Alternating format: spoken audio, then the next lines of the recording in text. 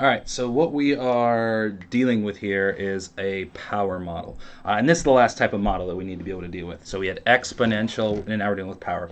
And so it kind of looks the same, but it's not. We have y equals a times x to the b. Notice the variable is in the base. And so this is for anything where it's like squared or cubic or something like that.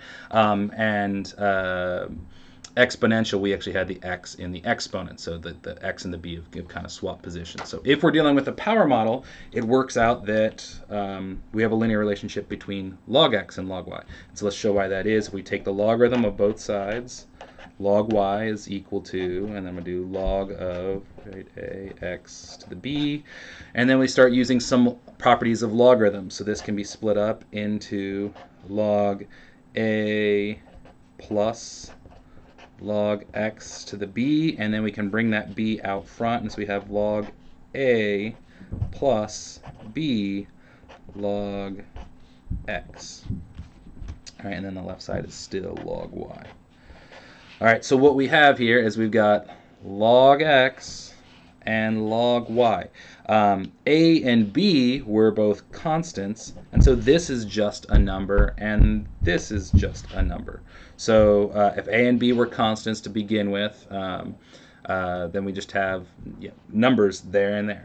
And so we could call that a and b if we wanted to, and so we ultimately have that linear relationship between log y and log x.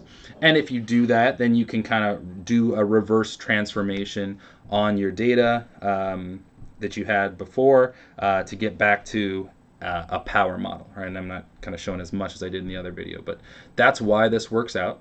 So let me show you then how we can do that reverse transformation on our actual data over here. So we had this was our relationship that we had before. Let's convert that into its power relationship. So I'm actually going to pop this over here.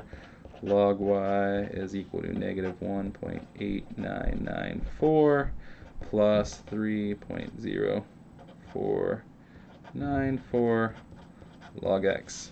All right. So with our data like this, if we want to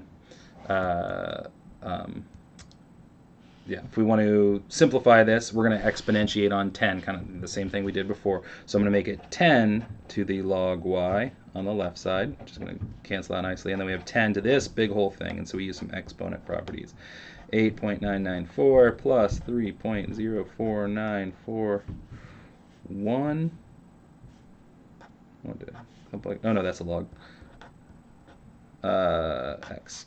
All right, and so then we use some exponent properties. Well, if this two are being added, we can think of that as 10 to the negative 1.8994 times 10 to the 3.0494 log x on the right side. Left side is just y now, so let's cancel. And so I can type that number in, and then here, I don't want a log x up there, so actually what I'm going to do is I'm going to rewrite this. If these two things are being multiplied, I'm going to rewrite this as power to a power, 10 to the log x, and then all of that to another power of 3.049. And there's another way you could use a logarithm rule to move it up in the exponent. It works both ways. 3.0494. All right, and so down here, 10 to the log x is just x, and we end up with x to the 3.0494.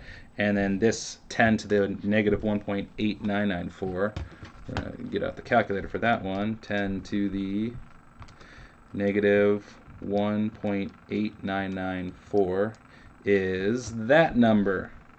So 0.01260, and then you want to be pretty accurate on those numbers sometimes. So hopefully that'll be good enough. And that's actually a predicted y, right? So this is now my actual power model. All right, so it's a power model because we have a times x to the b. That's my exponent. Which notice this is very close to being a cubic model, which kind of makes sense. If you think back to our original problem, we're dealing with the weights of fish. Well, as fish get longer, they increase in all three dimensions. So it's kind of like a cubic growth, right? You increase one dimension, you're actually increasing all three dimensions. So it's that number, that weight kind of corresponds to that volume. And so that'd be like that number cubed. So that kind of makes sense. And then this number maybe doesn't make a whole lot of sense if we plug in that's like 0.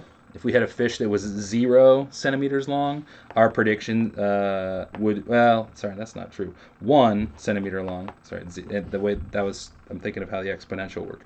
0 to that number would be 0, which we would predict 0. That's good. That makes sense. This would be like if we would predict if we plugged in 1. 1 to that power would just be 1. And so a 1 centimeter long fish, tiny little thing, we'd predict weigh 0.0126 grams, which may or may not make a whole lot of sense, but that's what that number ends up representing. So yeah, we could use that equation to make our predictions. I can go back to my original data. So let me go back to my plot of my original data. There's our curve. Let's see if this curve fits it. Hopefully we did well enough. So 1.0126 and then times x to the 3.0494, and let's graph, and there's that curve going, and that's pretty exciting when it does things like that. And then we can get our predictions from this, right? So we can do it a couple of ways. We can go, plug values into this. So y1, now I can plug in, before we plugged in this 35.5, and within some level of rounding error, we should be pretty close to. So there's my 672 prediction, that matches what I had before. So we've done that kind of reverse transformation to get into it. So these are both the same relationship. This is a linear relationship between log x and log y. Ends up being a power model. Ends up following that format that we had. And we can make a whole bunch of predictions, right? We can follow that table and see, oh, here's all the different lengths. Here's all our predictions and how it would go up following ultimately what's a near cubic model. So there you go. That's making predictions for power models. The power model can end up being a whole bunch of different curves. Even so, if you make b like 1/2, that's a square root curve.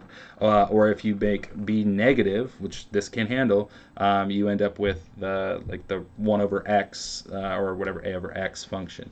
So you get a whole bunch: squared, cubed, fourth power, all those different things, things in between. So the power model covers a whole bunch of different possible curves. And those are the only two that we cover in this class: exponential and power. And so if you've got this, ultimately, I doubt they'll make you do anything like this reverse transformation, right? They might just have you make a prediction using either an equation like that, or one where it's just x and log y, or maybe just identify what the shape is. Know that x log y is exponential, log x log y is power.